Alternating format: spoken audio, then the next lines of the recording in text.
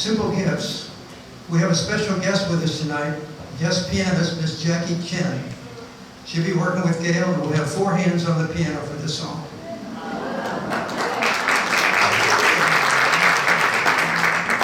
Our next song, Simple Gifts, is a Shaker community song written and composed in 1848, generally attributed to Elder Joseph Brackett from the Alfred Shaker Village. In time, Simple Gifts became part of public performances outside the Shaker community.